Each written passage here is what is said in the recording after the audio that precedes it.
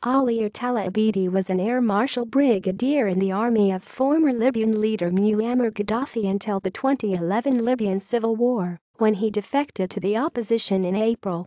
The anti-Gaddafi forces showed a video of him to prove this defection. In the tape he says he quit because Gaddafi gave orders to kill civilians and as he did not want the blood of his own people on his hands. It is claimed the former general walked for 15 days from Tripoli to the besieged city of Misrata.